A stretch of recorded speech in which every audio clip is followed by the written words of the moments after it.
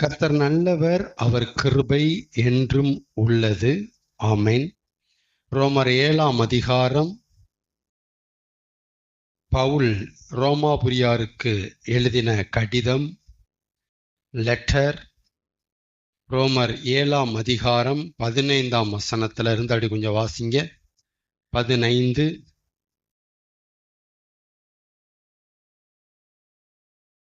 ரோமர் 7:15. எப்படியெனில், நான் செய்கிறது எனக்கே சம்மதம் இல்லை. அப்படின்னு என்ன அர்த்தம்? நான் செய்யறது எனக்கே பிடிக்கல. நான் ஆசைப்படுறத செய்யாமல் எனக்கு பிடிக்காததையே செய்கிறேன். எனக்கு பிடிச்சத நான் செய்யாம எனக்கு பிடிக்காதத நானே செய்கிறேன். இப்படி நான் எனக்கு பிடிக்காததை செய்கிறவனாய் இருக்க நியாயப்பிரமாணம் நல்லது என்று ஒத்துக்கொள்கிறேன். பாருங்க, ஒரு பக்கம் எனக்கு பிடிக்காததை செய்கிறேன், இன்னொரு பக்கம் நியாயப்பிரமாணம் எனக்கு பிடிக்கும்னு சொல்றேன். இப்படி சொல்றேன், ஒரு பக்கம் நியாயப்பிரமாணத்துக்கு பிடிக்காததை செய்கிறேன் ஒரு பக்கம், இன்னொரு பக்கம் நியாயப்பிரமாணம் பிடிக்கும்னு சொல்றேன். இந்த வித்தியாசம் உங்களுக்கு புரியுதுங்களா? நியாயப்பிரமாணம் பிடிக்கும்னு சொல்றேன், ஒரு பக்கம் நியாயப்பிரமாணம் நியாயப்பிரமாணத்துக்கு பிடிக்காததை செய்கிறேன். கிளியரா? தேவனுக்கு இது பிடிக்காதுன்னு நான் சொல்றேன், ஆனா அதை நான் செய்கிறேன். அதான் நியாயப்பிரமாணம் நல்லது என்று ஒத்துக்கொள்கிறேனே. அப்படின்னா தேவனுடைய வார்த்தைகள், தேவனுடைய கட்டளைகள், தேவனுடைய வழிகள் எல்லாமே சரின்னு நான் ஒத்துக்கிறேன். ஆனா வாழ்க்கை வரும்போது நான் அதை மாத்தி செய்யறேன், அதை அவருக்கு பிடிக்காததை செய்யறேன். இதான் பவுலுடைய நிர்பந்தம். அடுத்து, ஆதலால் இப்ப புரிஞ்சுக்குங்க, முக்கியமான கீ வேர்டு.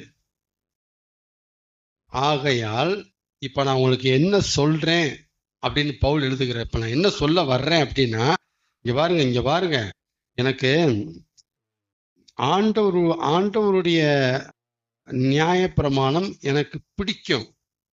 ஆனா அது நியாயப்பிரமாணத்துக்கு பிடிக்காததான் நான் செய்கிறேன். எனக்கு பிடிக்கும், ஆனா நியாயப்பிரமாணத்துக்கு பிடிக்காத செய்கிறேன். தேவனை எனக்கு பிடிக்கும், ஆனா தேவனுக்கு பிடிக்காத நான் செய்கிறேன். இந்த மாதிரி ஒரு முரண்பாடு எனக்குள்ள இருந்துச்சுன்னா அதுக்கு என்ன காரணம் நான் சொல்றேன்னா, ஆகையால் நான் அல்ல, எனக்குள்ள குடிகொண்டிருக்கிற, தங்கி இருக்கிற, வியாபித்திருக்கிற, வாசம் பண்ணி இருக்கிற பாவமே அப்படி செய்கிறது, நான் இல்ல அப்படின்னு பவுல் அங்க எழுதுறாரு.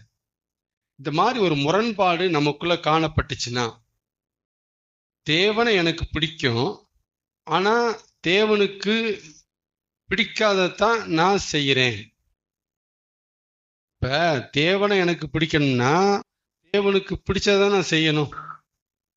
ஒரு ஆளை எனக்கு பிடிக்கும் அப்படின்னா அந்த ஆளுக்கு பிடிச்சதான் நான் செய்யணும். ஆனா அந்த ஆளை பிடிக்கும்னு சொல்றேன், ஆனா அந்த ஆளுக்கு பிடிக்காத நான் செய்யறேன். பைபிளை எனக்கு பிடிக்கும்னு சொல்றேன், ஆனா பைபிளுக்கு பிடிக்காத நான் செய்யறேன். இந்த மாதிரி முரண்பாடு நமக்குள்ள இருக்குன்னா நீங்க அப்படியே நோட் பண்ணணும். நான் அல்ல, எனக்குள் வாசமாயிருக்கிற பாவமே. நீ விளக்கணும்னா, பைபிளை எனக்கு பிடிக்கும், வேதத்தை எனக்கு பிடிக்கும், இல்ல தேவனை எனக்கு பிடிக்கும், ஆனா தேவனுக்கு பிடிக்காத செய்றேன் அப்படின்னா, உதாரணத்துக்கு தேவனுக்கு பிடிக்காத ஏதோ ஒரு நபர், ஏதோ ஒரு பாயிண்ட் எனக்குள்ள இருக்குன்னு அர்த்தம். இதான் அங்க சொல்ல வர்றாரு. இதான் அங்க சொல்ல வர்றாரு. தேவனையும் எனக்கு பிடிக்காதுங்க. அதனாலதான் எனக்கு தேவனுக்கு பிடிச்சத என்னால செய்ய மாட்டேன். நான் செய்ய மாட்டேன்னா அது வேற. அது நான் தான் காரணம். யாரு காரணம்? தேவனை எனக்கு பிடிக்காது. அதனால தேவனுக்கு பிடிக்காத செய்றேன். இது வந்துட்டு நேர்கோடு. இதுல முரண்பாடே இல்லை. அதுக்கு நான் தான் காரணம். ஆனா இங்க சிக்கல் என்னன்னா, தேவனை ஒரு பக்கம் எனக்கு பிடிக்குங்கிறேன், இன்னொரு பக்கம் தேவனுக்கு பிடிக்காத நான் செய்யறேன் அப்படின்னா இது முரண்பாடு. இப்படி இருந்துச்சுன்னா நீங்க புரிஞ்சுக்கணும், நான் அல்ல, தேவனுக்கு பிடிக்காத ஏதோ ஒரு சீடு எனக்குள்ள தங்கி இருக்குன்னு இங்க பிரிச்சு புரிஞ்சுக்கணும். பாவமே அப்படி செய்கிறது. அப்புறம் அது எப்படி எனில், என்னிடத்தில், அதாவது என் மாம்சத்தில் நன்மை வாசமாய் இருக்கிறது இல்லை என்று நான் அறிந்திருக்கிறேன். சொல்றாரு பாருங்க, நன்மை செய்ய வேண்டும் என்கிற ஆசை, நல்லது செய்யணுங்கிற அந்த நினைப்பு, எண்ணம், ஆசை என் மனசுல இருக்கு. இருக்கு. ஆனா பாருங்களேன், என் வாழ்க்கையில நல்லது செய்யறது மட்டும் இருக்க மாட்டேங்குது. என்ன ஒரு சிக்கல் பாருங்க. நல்லது செய்யணுங்கிற ஆசை இருக்கு, ஆனா என்னால நல்லது செய்ய முடியல, கெட்டதுதான் செய்யறேன். இதுதான் பெரிய நிர்பந்தம். அதாவது நல்லது செய்யணுங்கிற ஆசை இருந்து நல்லது செய்யாம இருக்கிறது வேற, இது வேற. நல்லது செய்யணுங்கிற ஆசை இருந்து கெட்டது செய்யறது வேற, இது வேற, அது வேற. பவுல் இங்க நோட் பண்றது, நல்லது செய்யணும்னு ஆசை இருக்குங்க, தொலைஞ்சு என்னால செய்யத்தாங்க முடியல அப்படி சொல்ல வரல அவரு. நல்லது செய்யணுங்கிற ஆசை இருக்குங்க, ஆனா பாருங்களேன், ஐயோ நான் கெட்டதை செஞ்சு போடுறேனே, நான் கெட்டதை செஞ்சு போடுறேனே அப்படிதான் சொல்றாரு. நன்மை என்னிடத்தில் வாசமா இருக்கிறது இல்லை. அப்புறம் ஆதலால் நான் விரும்புகிற நன்மையை செய்யாமல், வந்துட்டாரா, விரும்பாத தீமையே நான் செய்கிறேன். நான் நன்மையை விரும்புகிறேன், ஆனா பாருங்க எனக்கு நன்மையை செய்ய முடியலன்னு சொல்ல வரல அவரு. நான் நன்மையை விரும்புகிறேன், ஆனா பாருங்க நான் தீமையை செஞ்சிடுறேன். பிரிச்சு புரிஞ்சுக்கணும், தீமையை செஞ்சிடுறேன் அப்படிங்கிறாரு. அந்தபடி நான் மறுபடியும் அதை கன்ஃபார்ம் பண்றாரு. அந்தபடி நான் விரும்பாததை நான் செய்தால், நான் அல்ல, அண்டர்லைன் வர்சன் அது, அப்படி குறிச்சுக்கணும். அதை நான் விரும்பாததை நான் செய்தால் நான் அல்ல, எனக்குள்ளே வாசமாயிருக்கிற பாவமே அப்படி செய்கிறது. புரிஞ்சுக்கிட்டீங்களா? இதைத்தான் அங்க அழகா எழுதுறாரு. இப்ப நீங்க புரிஞ்சுக்க வேண்டியது, எனக்கு நன்மை செய்ய பிடிக்குதுங்க, ஆனா நன்மை செய்யாம இருக்கிறேங்கிறது வேற. நன்மை செய்ய எனக்கு பிடிக்குதுங்க, ஆனா பாருங்க நான் கெட்டதுதாங்க செய்யறேன் அப்படிங்கிறது வேற.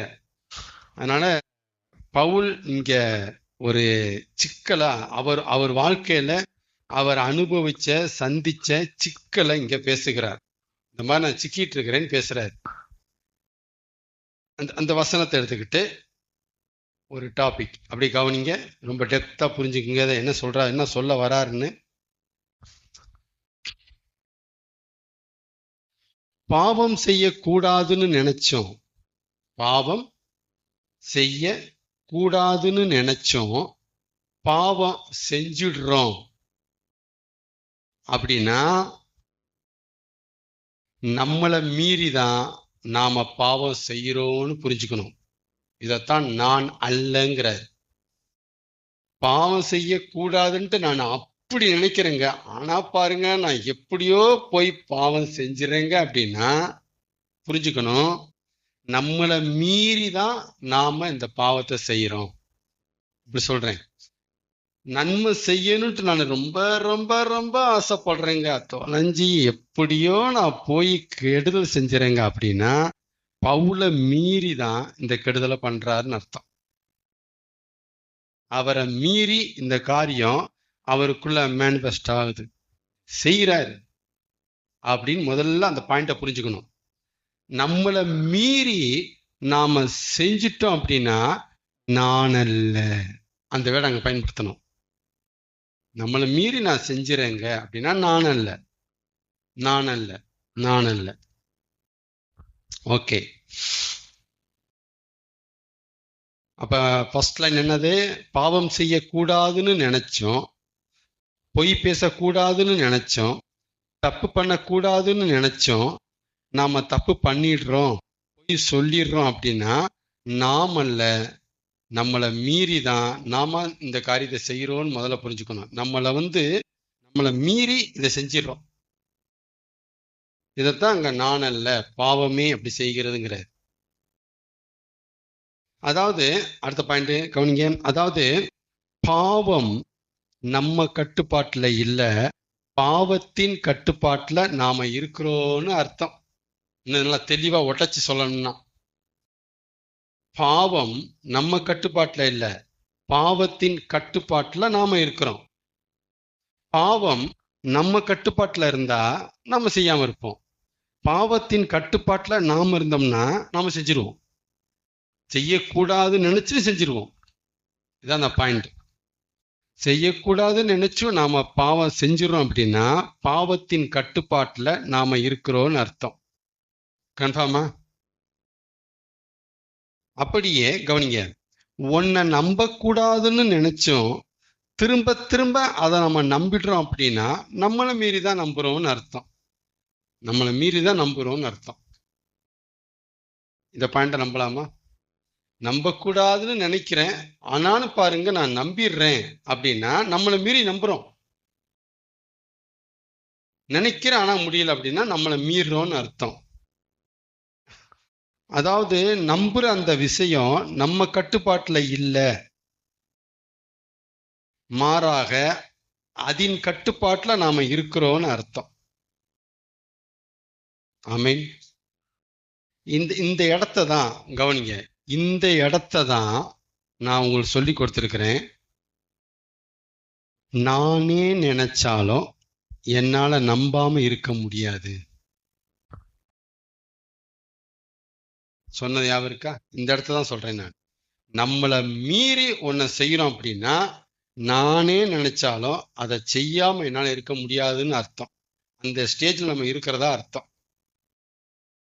நானே நினைச்சாலும் என்னால முடியாது, நானே நினைச்சாலும் என்னால பாவம் செய்யாம இருக்க முடியாது பிரதர். இதான் இதான் இந்த மாதிரி நம்ம சொல்லிட்டோம்னா அது நம்ம கண்ட்ரோல் இல்ல, நாம அது கண்ட்ரோல் இருக்கிறதா அர்த்தம்.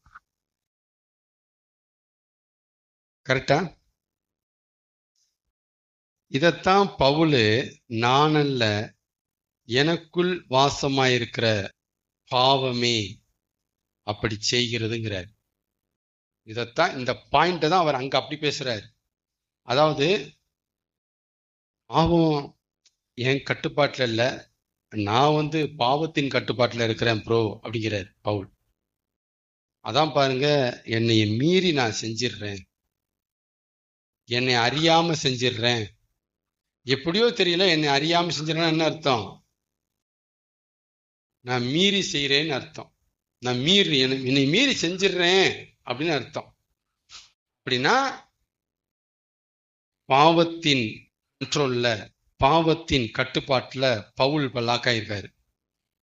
அதைதான் இங்க சொல்லாம அப்படி சொல்றாரு. அப்ப என்ன அர்த்தம்? பவுலே நினைச்சாலும் அந்த அந்த அந்த விரும்பாத தீமைய செய்யாம அவரால் இருக்க முடியாதான், இருக்க முடியாது. லாக். சோ கவனிங்க, பாவம் செய்யக்கூடாதுன்னு நினைக்கிறேன் ஆனா செஞ்சிடுறேன் அப்படின்னாலும் சரி, நம்ப கூடாதுன்னு நினைக்கிறேன் ஆனாலும் நம்பிடுறேன் அப்படின்னாலும் சரி, அதுக நம்ம கண்ட்ரோல்ல இல்ல, நாம தான் அதுக கண்ட்ரோல்ல இருக்கிறோம்னு அர்த்தம். எல்லாத்துக்கும் இதை நீங்க அப்படியே பொறுத்துங்க. எல்லா விஷயத்துக்கும் பார்க்க கூடாதுன்னு நினைக்கிறேன் பிரதர் சினிமாவை, ஆனாலும் பார்த்துடுறேன். டிவி சீரியல் பார்க்க கூடாதுன்னு நினைக்கிறேன் பிரதர், அப்படிதான் நினைக்கிறேன் பிரதர், ஆனாலும் பார்த்துடுறேன் பார்த்துடுறேன் பார்த்துடுறேன். அப்படின்னா என்ன அர்த்தம்? நம்ம மீறி செய்கிறோம்னு முதல்ல புரிஞ்சுக்கணும். ரெண்டாவது என்ன புரிஞ்சுக்கணும்? முதல்ல புரிஞ்சுக்க வேண்டியது நம்மளை மீறி தான் அதை செய்யறோம்னு புரிஞ்சுக்கணும். ரெண்டாவது என்ன புரிஞ்சுக்கணும்? நாம சினிமா கண்ட்ரோல்ல இருக்கிறோம்னு அர்த்தம், நாம சீரியல் கண்ட்ரோல்ல இருக்கிறோம்னு அர்த்தம், நாம அதிக கண்ட்ரோல்ல இருக்கிறோம்னு அர்த்தம். அதான் அர்த்தம்.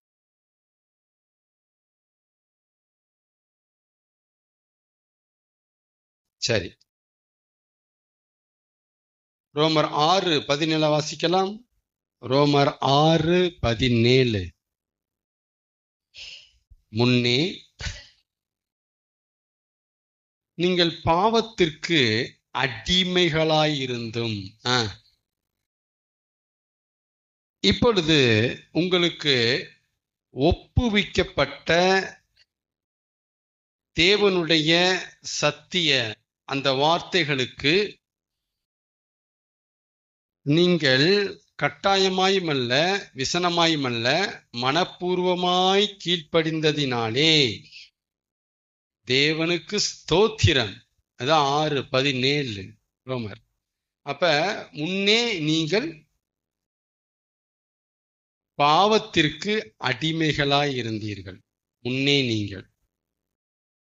சரி, அதை அப்படியே வச்சுக்கிட்டு யோவான் 8ஆம் அதிகாரம் எடுங்க. யோவான் 8ஆம் அதிகாரம், யோவான் 8ஆம் அதிகாரம் 34ஆம் வசனத்தை வாசிங்க.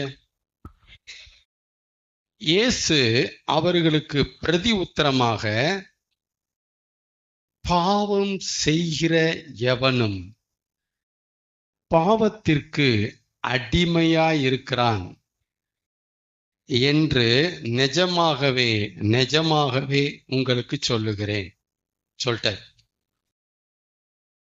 அப்ப பாவம் செய்கிறவெல்லாம் பாவத்தின் அடிமை இல்லை. அங்க ஒரு பிரிவு இருக்கு, அதை புரிஞ்சுக்கணும். பாவம் செய்கிறவெல்லாம் பாவத்துக்கு அடிமை இல்லை. ஆனா நானே நினைச்சாலும் என்னால பாவம் செய்யாம இருக்க முடியாது. நான் செய்யக்கூடாதுன்னு நினைக்கிறேன், ஆனாலும் என்னை மீறி செஞ்சிடுறேன். இதெல்லாம் பாவத்தின் அடிமைகள். இவங்க தான் பாவத்தின் அடிமைகள். புரிஞ்சுக்குங்க. பாவம் செய்யறவெல்லாம் என்ன கிடையாது, பாவம் செய்யறதுனால ஒருத்தர் பாவ அடிமை கிடையாது. அதையும் புரிஞ்சுக்கணும். அந்த வசனத்தை அப்படி புரிஞ்சுக்கணும். அப்படி நேரம் அப்படிதான் இருக்காங்க. பாவம் செய்கிற எவனும் பாவத்திற்கு, அப்ப பாவம் செய்யறவன் தான் பாவத்துக்கு அடிமை. அப்படி கிடையாது. பாவத்தின் அடிமைகள் பாவம் செய்கிறான் அர்த்தம். ஒருத்தன் பாவத்துக்கு அடிமை ஆயிட்டானா அவன் என்ன செய்வான்? பாவம் செய்வான். ஆனா எப்படி பாவம் செய்வாங்கிறதா ரோமர் 7ல வருது. அவனை மீறி செஞ்சிருவான். அதாவது செய்யக்கூடாதுன்னு நினைச்சாலும் செஞ்சிருவான். அதாவது அவனே செய்யக்கூடாது நினைச்சாலும் செஞ்சிருவான். மூணுமே புரிஞ்சுக்குங்க, ஒரே மாதிரி பேசுறேன். செஞ்சிருவான். இதுதான் பாவத்தின் அடிமை. இயேசு அங்க பேசுறது பாவ அடிமையை பேசுறாரு. அப்படிலாம் அர்த்தம். அவங்களே நினைச்சாலும் செய்யாம இருக்க முடியாது.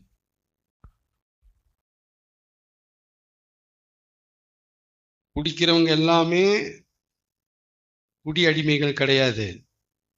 அப்படி நினைக்கக்கூடாது. குடிக்காம இருக்க முடியாம அலையிறாங்கள, அவங்க தான் குடி அடிமைகள். பிரிச்சு புரிஞ்சுக்கணும். அடிமைகள்னா வேற. நானே குடிக்க கூட நினைச்சாலும் நான் இருக்க முடியாது அப்படின்னா குடி அடிமை. குடி அடிமை அது அடிமை. அங்கதான் அடிமைங்கிற வேர்டு வருது. குடிக்கிறவெல்லாம் குடி அடிமை கிடையாது. ஆனா குடிக்காம இருக்க முடியாது நான் நினைக்கிறேன் ஆனாலும் போயிடுறேன்னா குடி அடிமை. நம்மளை மீறி இதை செய்கிறோம்னு அர்த்தம். இந்த மாதிரி விஷயங்கள் வந்தாலே ரோமர் 7 பளிச்சுன்னு அந்த அதிகாரம் ஞாபகத்துக்கு வரணும். பவுல் யாவத்துக்கு வரணும். ஓ, பவுல் இதைத்தான் சொல்றாரா, இதைத்தான் சொல்றாரு, கரெக்டா? சரி, இங்க அப்ப என்ன அர்த்தம்? அப்ப ரோமர் 7ல பவுல் தன்னை என்னன்னு சொல்றாரு அப்படின்னா, யோவான் 8:34 படி, நான் விரும்புகிற நன்மையை செய்யாமல் விரும்பாத தீமையே செய்கிறேன், நான் அல்ல எனக்குள் வாசமா இருக்கிற பாவமே அப்படி செய்கிறதுன்ட்டு கதர்னார்னா தன்னை என்னன்ட்டு பிரகடனம் பண்றாரு. பாவ அடிமை பேசணும். நியாயப்பிரமாணத்தின் காலத்துல அவர் அந்த மாதிரி அடிமையில இருந்திருக்கிறாரு. நியாயப்பிரமாணத்தை பத்தி பேசுறாரு. நான் அந்த காலத்துல அப்படி இருந்தேன், நியாயப்பிரமாணம் சூப்பருங்கிறேன், ஆனா வாழ்க்கையில என்னால கடைபிடிக்க முடியல, அதை மீறி மீறி செய்யறேங்கிறாரு. சூப்பர் சூப்பருங்கிறேன், ஆனா முடியல. கிளியரா?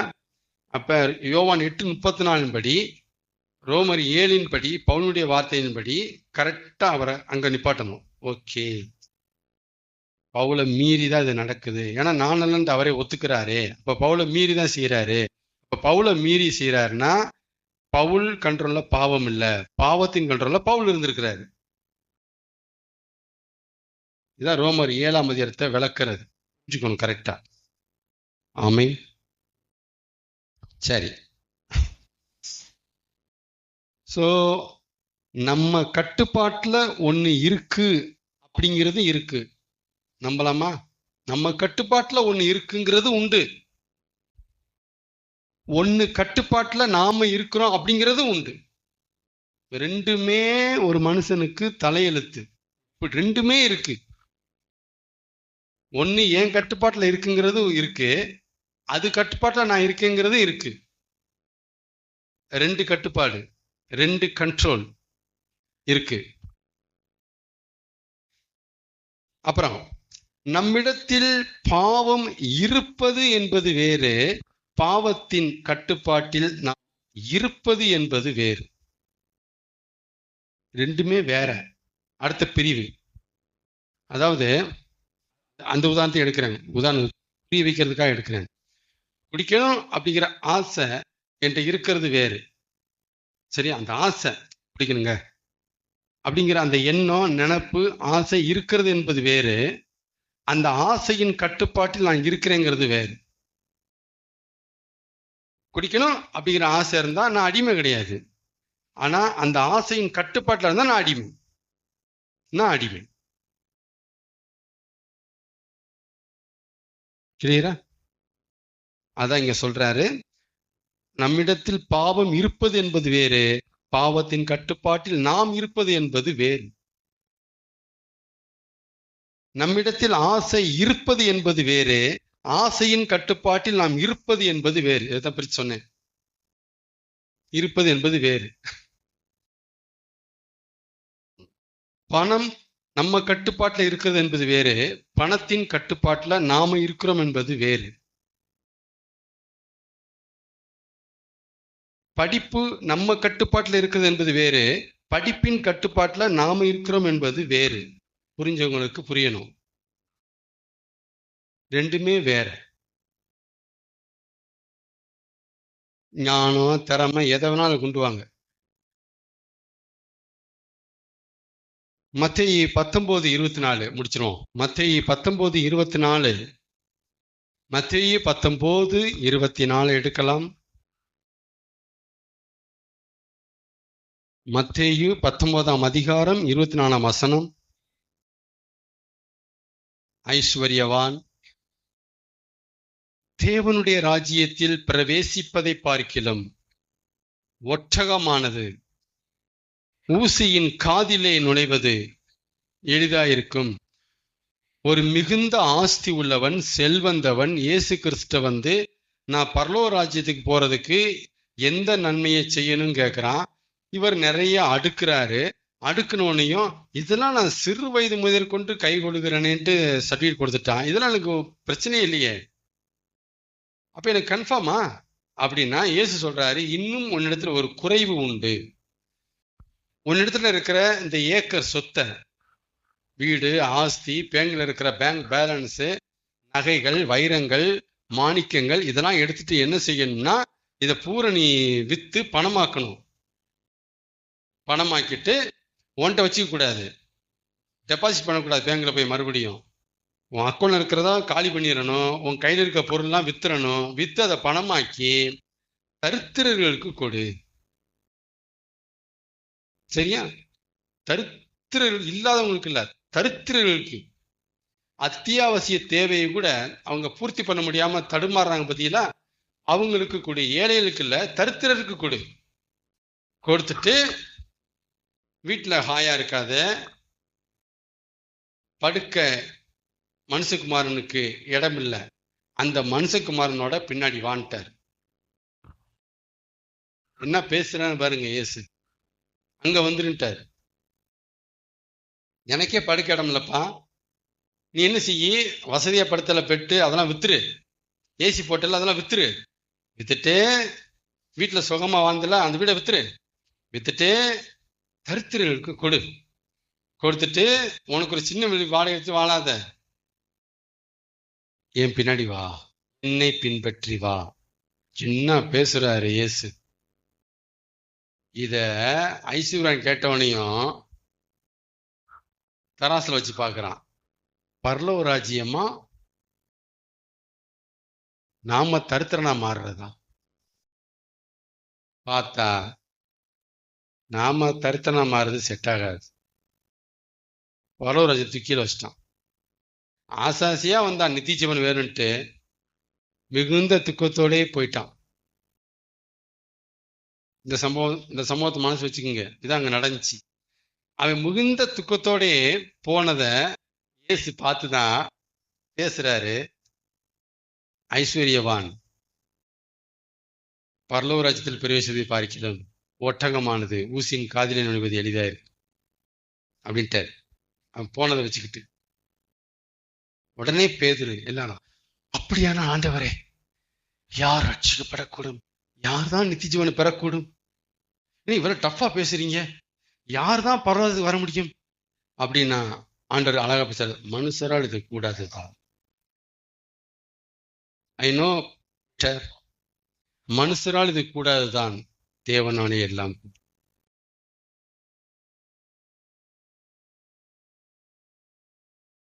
இவன் ஒரே ஒரு வார்த்தை கேட்டுதான் போதும், ஐஸ்வர்யவான், எனக்கு விற்க மனசு அல்ல, எங்க அப்பா சொத்து, எங்க தாத்தா சொத்து, நான் கூட கொஞ்சம் பிசினஸ் பண்ணி சேர்த்து நிறைய வச்சிருக்கிறேன், எனக்கு நித்திய ஜீவன் வேணும் தான், கொடுக்க எனக்கு மனசே வரமாட்டேங்குது, நித்திய ஜீவன் விடவும் மனசு வர மாட்டேங்குது, கிருபை அப்படின்னா போதும், மேட்டர் முடிச்சிருப்பாரு. ஓகேடான் ஓடியே போயிட்டான், வேணடா பண்ணி. இதுதான் தேவனாலே எல்லாம் கூடும், மனுஷனால் இது கூடாதுதான். மனுஷனால இப்ப நான் சொல்ற காரியத்தை செய்ய முடியாது, அவனால அதை செய்ய முடியாது, இன்னும் செய்ய முடியாது. சாதாரண விஷயத்த நான் சொல்லன்னு அவருக்கு தெரியும். சரிங்களா? ஓகே, அந்த டாபிக் வேண்டாம், இங்க வருவோம். சரி, இப்ப என்னையா பிரச்சனைன்னு கவனிச்சிங்கன்னா பாருங்க, அந்த ஐஸ்வர்யனிடத்தில் ஐஸ்வர்யம் இருந்தது, பிரச்சனை கிடையாது. அவன்கிட்ட பணம் இருந்தது, ஆஸ்தி இருந்தது, வீடு இருந்தது, பங்களா இருந்தது, எதுவுமே பிரச்சனை இல்லை. ஆனா ஐஸ்வர்யத்தின் கட்டுப்பாட்டில் அவன் இருந்ததுதான் பிரச்சனையே. அதைத்தான் இங்க சொல்றாரு. ஐஸ்வர்யம் அவன்கிட்ட இருந்துச்சு, அது பிரச்சனை இல்லைன்ட்டாரு.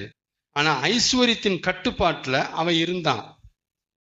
பணம் நம்மகிட்ட இருக்கிறது பிரச்சனை இல்லை, ஆனா பணத்தின் கட்டுப்பாட்டுல நாம் இருக்கிறது பிரச்சனை. என்ன சொல்றேன், பணம் நம்ம கையில இருக்கிறது பிரச்சனையே கிடையாது, ஆனா பணத்தோட கையில நாம் இருக்கிறது பிரச்சனை, அது பிரச்சனை. ஆமீன். அவன் ஐஸ்வர்யவான் என்பது மட்டுமல்ல, அவன் ஐஸ்வர்யத்தின் அடிமையாயும் இருந்தவன். புரிஞ்சுங்க, அங்க ஐஸ்வர்யவான் தான் பேசினார் ஜீசஸ். ஆனா அவன் இயேசு சொன்ன காரியத்துக்கு அவன் பேக் அடிச்சோனையும் புரிஞ்சுக்கணும், அவன் யாரு, ஐஸ்வர்யவான் மட்டுமல்ல, ஐஸ்வர்யத்தின் அடிமை. தட் மீன்ஸ் அவன் ஐஸ்வர்யத்தின் கையில இருக்கிறவன். தட் மீன்ஸ் அவன் ஐஸ்வர்யத்தின் கட்டுப்பாட்டுல இருக்கிறவனும் கூட.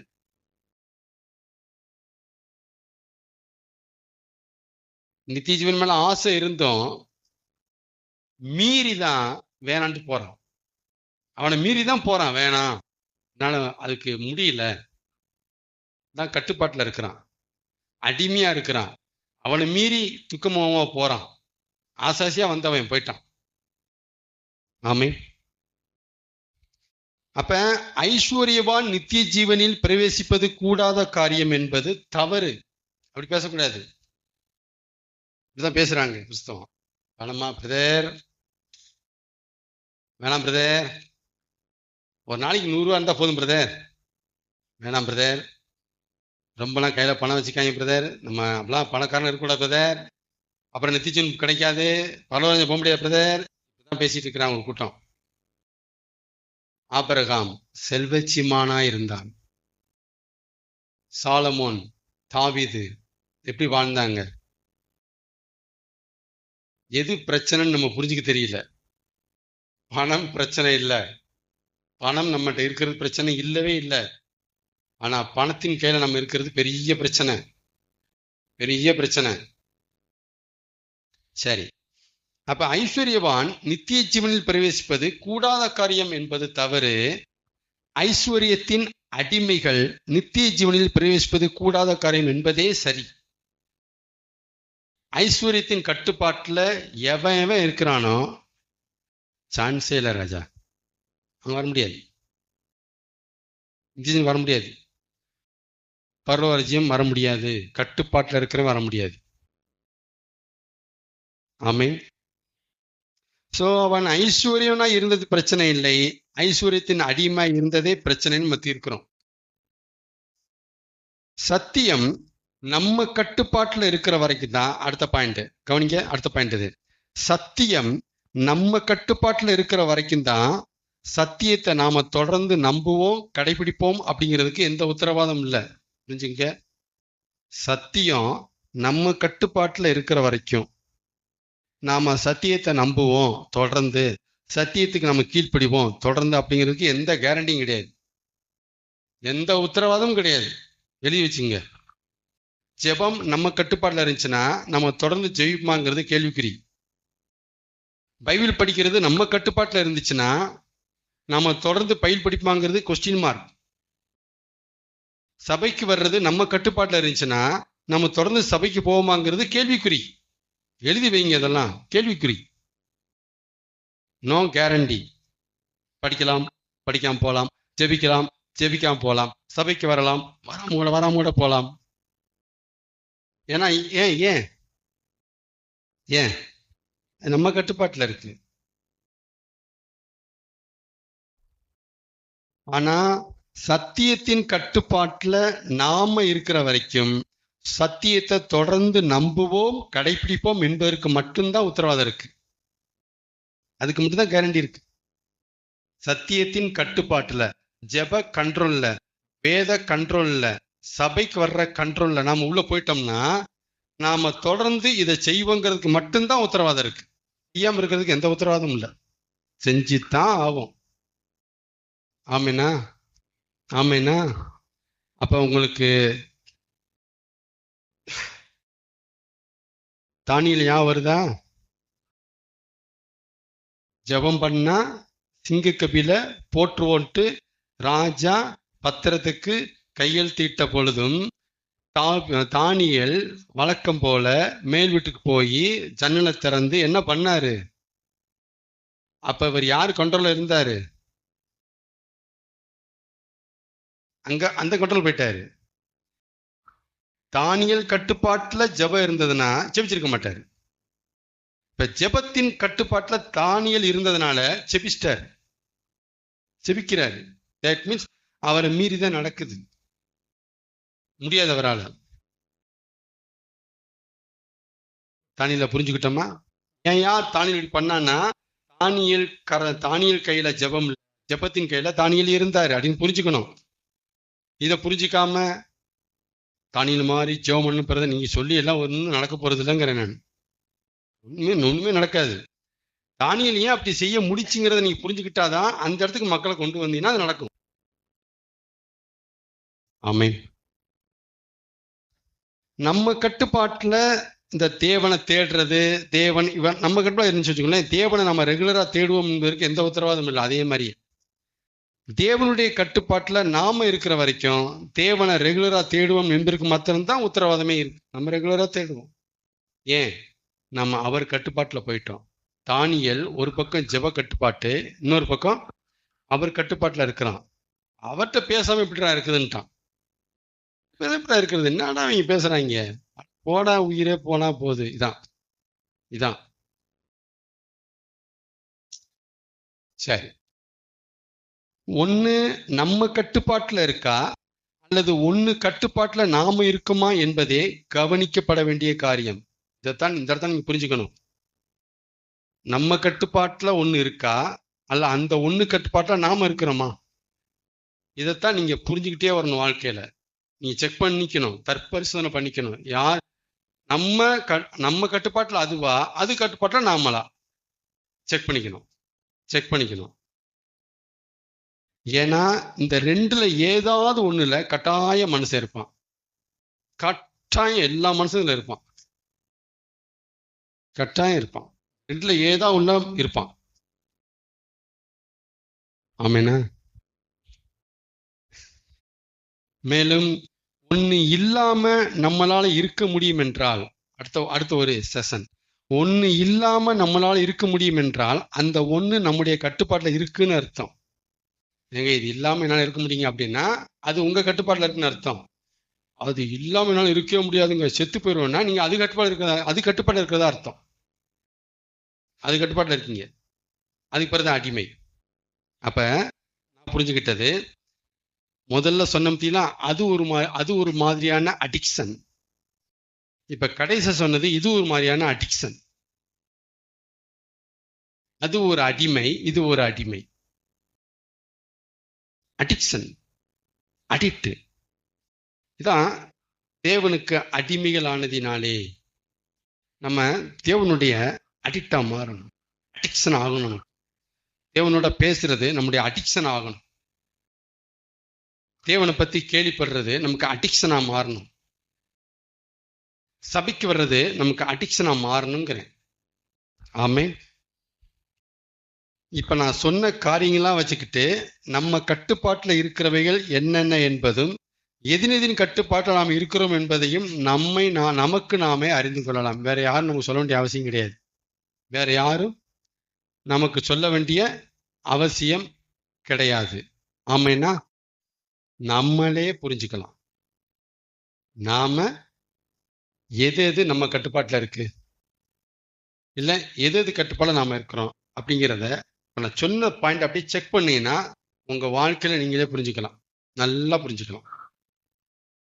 நீங்களே செக் பண்ணிக்கலாம். வெளியே யார்ட்டுமே இப்போ முன்ன கேட்க வேண்டாம். நீங்களே செக் பண்ணிக்கலாம். நம்ம எப்படி இருக்கிறோம்,